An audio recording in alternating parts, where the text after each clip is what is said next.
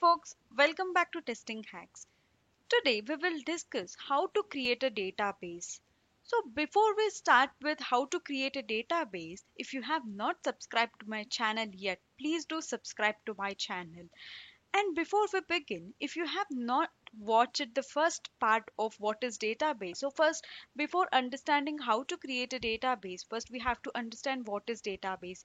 So if you have not watched that video, I'll just leave the description box the playlist. Okay, please go watch that particular video and come back to this to understand how to create a database. So before we begin, there are two ways that we can create a database. Okay, and also along with theoretically understanding, we will also do it practically so that you will get to know little more better. So let's begin. So once you download your Microsoft SQL Server Management Studio, you will be landed onto this page. Suppose if I close this, okay, this is the query where I don't want to save anything. So once you land on this page, you can see just this blank screen. And once you click on the new query, you will be able to see this layout. Okay. So first let's discuss. There are two ways to create a database. One is through the Object Explorer. So this particular part is known as Object Explorer. You can see here. Okay. And then I'll just right click on this and click on new database. Let's name the database something like test. Okay. Test DB. Okay, so once you specify the name you want, then you can see there are two files that are getting generated along with the database.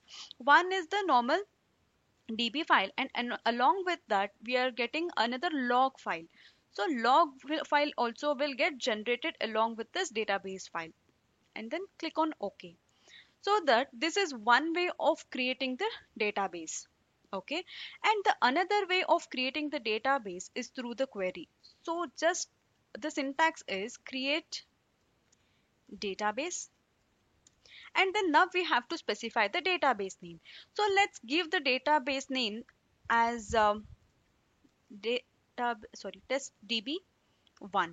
Okay, so just make sure that you have clicked on this database and then execute this query. Sorry, yeah, select this and execute the query. Okay, so now just click on this and click on refresh. Okay, so that you can see there are two another database that has been created. Okay, which is created through this Object Explorer database by through the diagrammatical way, and another one is through the query. So these are the two ways that we can create a database. So once we have created the database, let's expand this database. Okay, here you will be able to see database diagrams, tables, views, synonym, programmability. There are lot many options you can see here.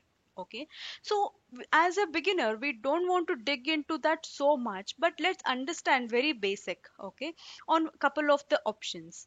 So when we say database diagrams, suppose this is a small database, so we'll not be having so many complexities. Okay, as we progress we might have to have lot many things, so where we will not find the track of it, track of how the structure has been.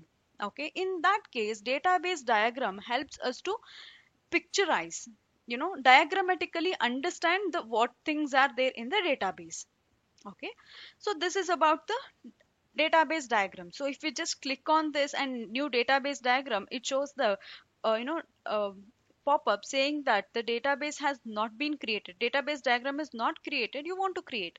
So if you click on yes, you will be taken to another page like this where you can create the database diagrams. Okay, and whatever the tables we will be creating, right, that will come and sit under this tables folder. Okay, and views, whenever we start creating the views, we will get all the views whatever created under this views. And also let's understand some of the programmability concepts. So under programmability we have something called store procedure. Store procedure we will look in a separate session as a whole, but understand store procedure as something important. Store procedure is nothing but some collection of the procedures. So there can be some kind of validations. All the things whatever we validate from the UI will be compared to the database. So that is when it will store the data into the database. Once after it passing through the store procedure, based on the conditions, we will be, you know, all the data from the UI will get sit on this database. Okay, so let's see in more detail. And functions, when we expand the functions, there are a lot of functions you can see here: table valued function, scalar function, aggregate function, as well as some system functions as well. So here we don't see any of the functions that has been defaulted, but only in under system functions you can see some of the functions, right?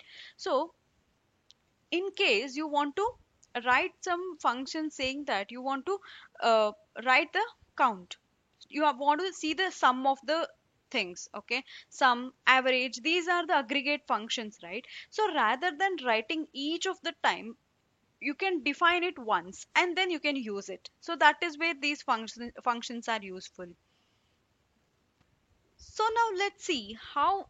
So if I have multiple database listed here, how do I know which database I am using? Okay.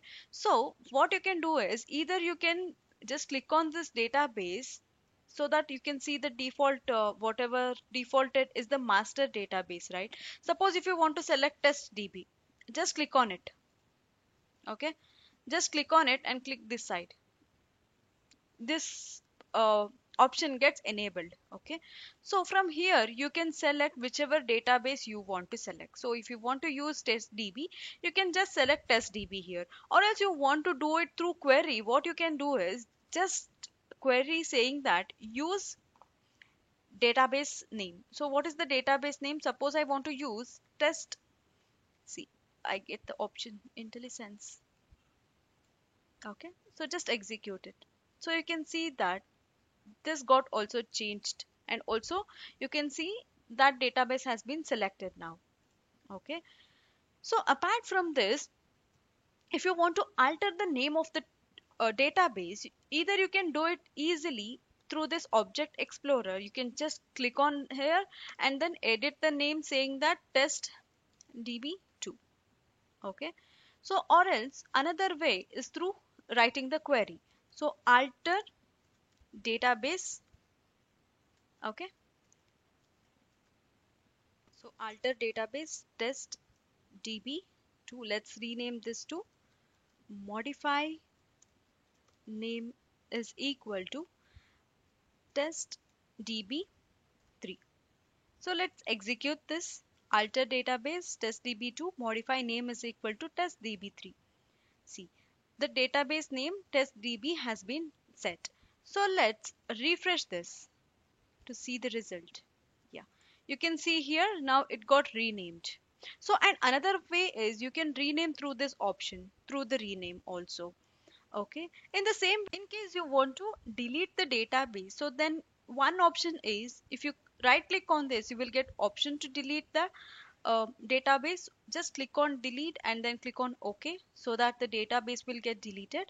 Or other option is through query, drop, okay, database, and then you have to specify the database name. So let's delete the test db1, so which we created. Okay, execute this. So command completed successfully. Just refresh this to see the result.